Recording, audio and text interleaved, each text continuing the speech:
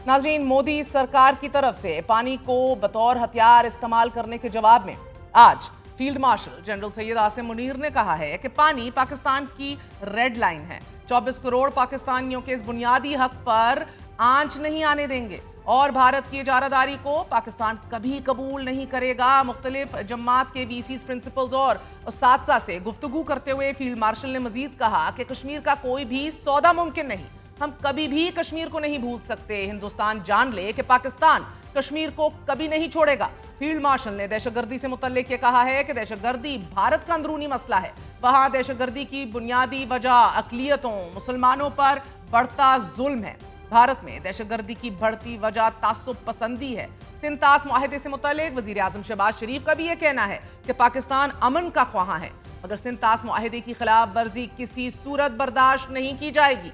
7 और 10 मई के दरमियान पाकिस्तान एयरफोर्स की जानिब से नाज़रीन 5 तैयारे कि जिसमें फ्रांसीसी साख्ता 3 राफेल्स और 1 मिराज तैयारा गिराए जाने के बाद फ्रांस की जानिब से पहला बाज़ाब्ता बयान भी सामने आ गया है। फ्रांसीसी मुसल्लह अफवाज के तर्जुमान ने राफेल तैयारों के गिराए जाने से मुतल्लिक एक सवाल का जवाब देते हुए ये कहा है कि अगर ये इतलात दुरुस्त साबित होती हैं तो ये राफेल तैयारी की 20 साला सर्विसेज के दौरान पहली बार होगा कि जब किसी जंगी मिशन में राफेल तैयारे को नुकसान पहुंचा हो।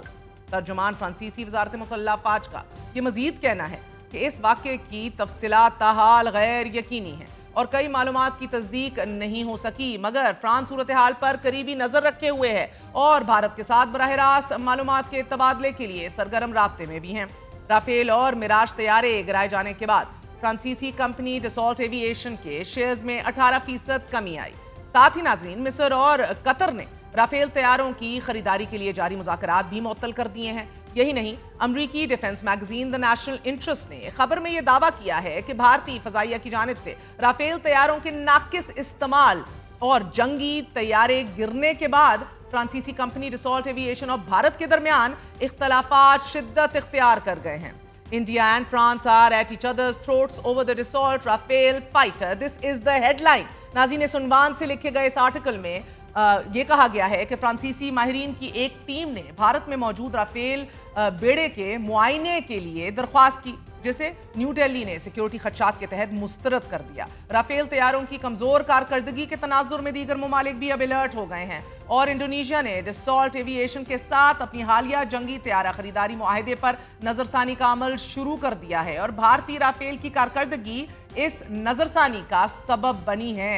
द नेशनल इंटरेस्ट के मुताबिक फ्रांसीसी टीम का यह दावा है कि वो टेक्निकल मसाइल का जायजा लेना चाहती थी ताकि राफेल की हालिया कारकर्दगी पर पैदा होने वाले शकूक व शुबात को खत्म किया जा सके।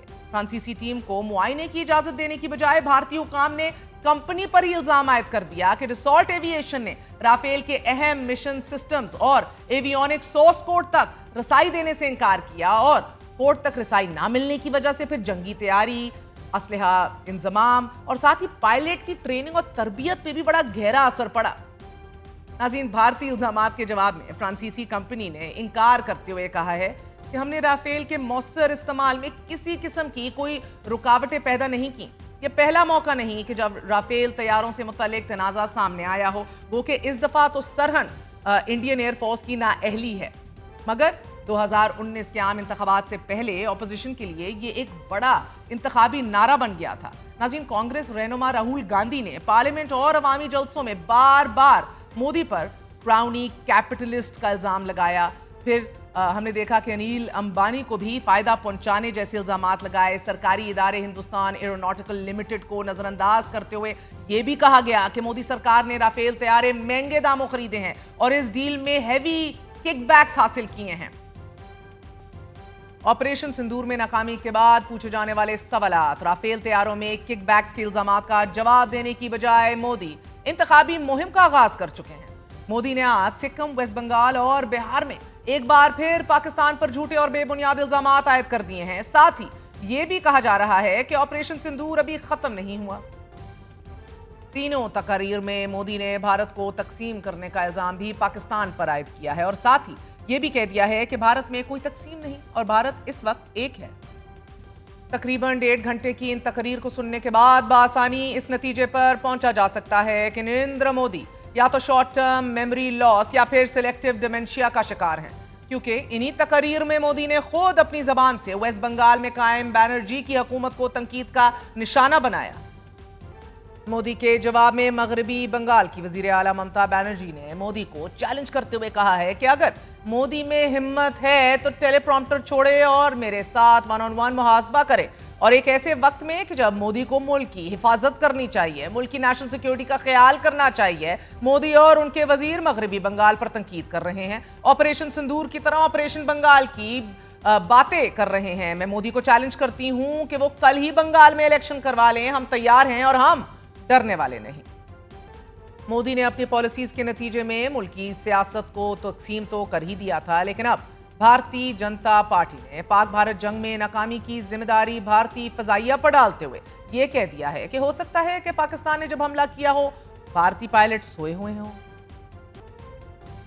बीजेपी एमएलए के जवाब में कांग्रेस रहनुमा रगीनी नायक ने यह कहा है कि संदूर पर सियासत काफी नहीं थी, अब बीजेपी एयरफोर्स से मुतल्लिक भी बात करेगी, मगर मोदी कोई सवाल पूछेगा कोई बात नहीं करेगा। मोदी के मुंह पर ताला बंधा हुआ है क्योंकि उसके मुंह में दही जो जमा हुआ है। कोई मोदी से पूछेगा कि कमजोरी की वजह पहलगाम का वाकया हुआ। भारत को तकसीम करने और सिंदूर को बतौर सियासी हथियार इस्तेमाल करने पर आज कांग्रेस रहनुमा रगीनी नायक ने मोदी को यह कहा है कि अपनी कमजोरियां छुपाने के लिए मोदी सरकार मांग के सिंदूर को ढाल बना रही है। मोदी किस हद तक गिरेगा, ट्रेन के टिकट से लेकर हर गली मोहल्ले में लगे पोस्टर में मोदी की तस्वीर क्यों लगी है, मोदी का जी कब भरेगा।